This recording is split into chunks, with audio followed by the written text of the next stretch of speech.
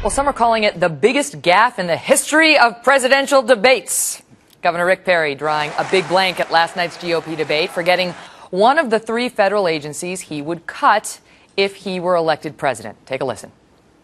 I will tell you, it's 3 agencies of government when I get there that are gone.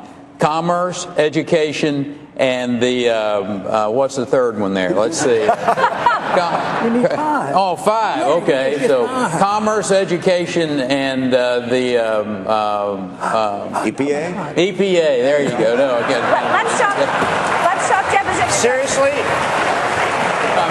Is EPA the one you were talking about? Or? No, sir. No, sir. We were talking about the agencies of government. EPA needs to be rebuilt. There's no doubt about that. But you can't name the third one?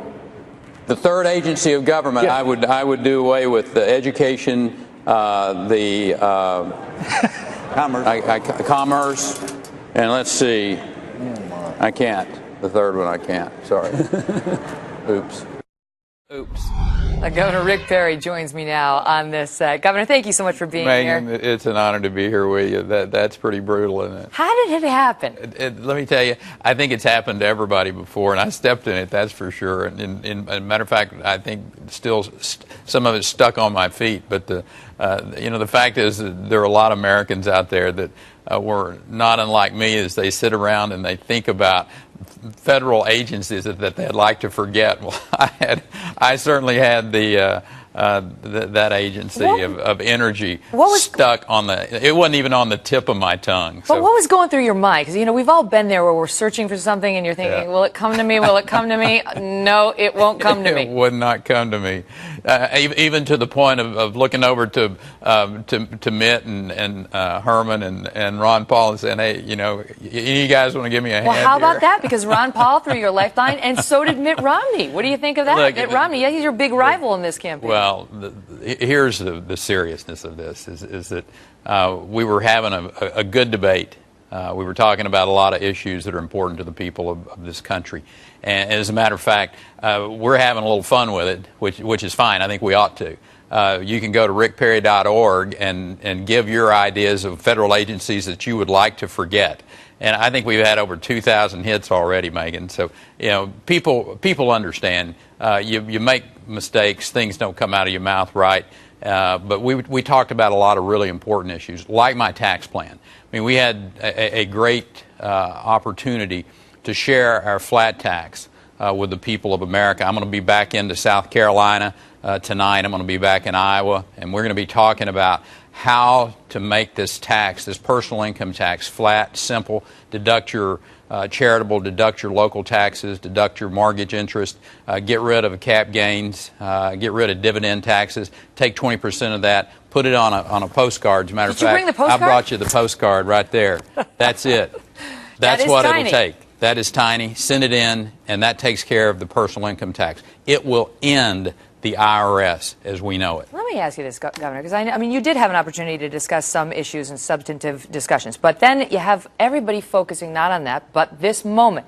Larry Sabato comes out and says the most devastating moment of any modern primary debate. Michael Barone says it's the worst moment in a debate I've ever seen since 1960. And then Sabato doubled down. He was on Happening Now earlier today talking to John Scott. I want to play you what he said and get your response. Sure.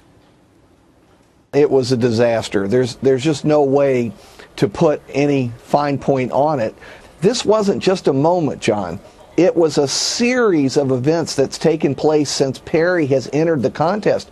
He's done poorly in almost every single debate, so it's tough to overcome this subtext for his candidacy. Your response, sir. Well, if we're electing a debater-in-chief, don't elect me. We've got a really good debater in the White House today. 2.5 million jobs lost, foreign policy that's in the tank.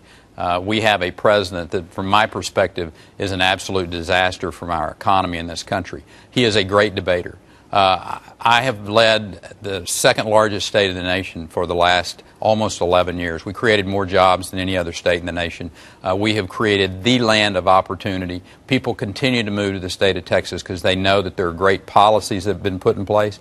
And that's why I'm going to continue going into Iowa and to South Carolina and to Florida and talking to Americans about the policies that really matter. But you, That's but in what talking matters about to Americans. those policies, I mean, because the Republican field is looking at you, the voters, and they're saying, can we put this guy up against Barack Obama? And you're even admitting yourself he can debate better than you can. So why should they why should they believe that if you're the guy, you go into these head-to-head debates against Barack Obama, you're going to prevail, you're going to be persuasive, you're going to show depth, you're going to be able to be nimble and handle those debates in a way where you're going to win the general election? I don't think you have to be particularly nimble when you look at the number of jobs that are being destroyed by this economy. When you look at where our country was 3 years ago from our debt situation, when you look at the $4 trillion of stimulus that has been spent in this country, when you look at the just absolute economic turmoil that this president has put on Americans, you don't have to be the slickest debater. What you have to do is be able to call him out and point clearly to the options. Some of those options are changing our tax structure, having a balanced budget by 2020, which, by the way, my plan is the only one of the Republicans that balances the budget by 2020. It's about taking care of our entitlement programs. We talk about Social Security, Megan, and those that are on it, those that are moving towards being on Social Security, they're going to be taken care of. That's a promise that we have made those people. But who is it out there that's going to stand up for the young people? I mean, who is it that's on that stage that stood up and said, let me tell you, we're going to reform Social Security in America so the young people that are going into the workforce today will have that retirement system. I'm that person. And I have not only the record for that, I've got the passion for it, and I think I can take it to President Obama on any given day. Now, I know you've had, a couple of incidents at these debates that have been highlighted. One was at the Fox debate where you said if people disagreed with your immigration policy that they were heartless. And then there was an interesting exchange at a recent debate between you and Governor Romney, who threw you a lifeline last night saying, was it the EPA? But at an earlier debate, actually put hands on you when you guys were sparring pretty heatedly. And here's a clip of this from CNN. What did you make of it when look at him, he's putting hands on you? What was going through your head at that moment, Governor?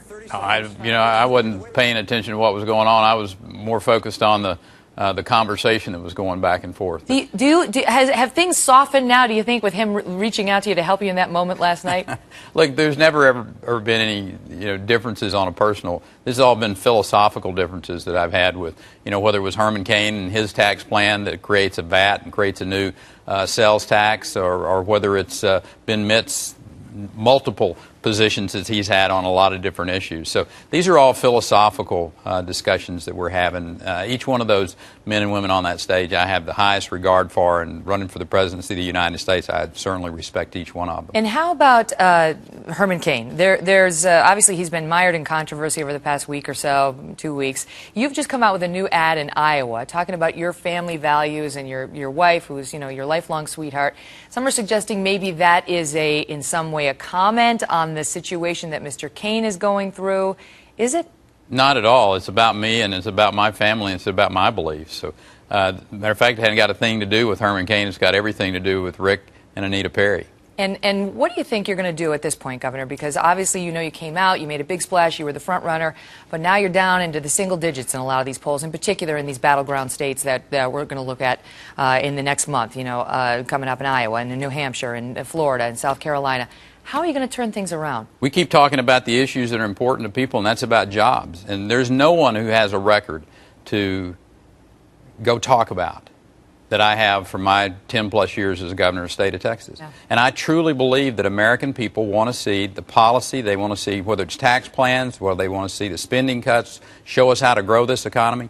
We laid out a plan 10 days ago that does exactly that. And we need to stick that big sign back in the middle of America that says, America, open for business again.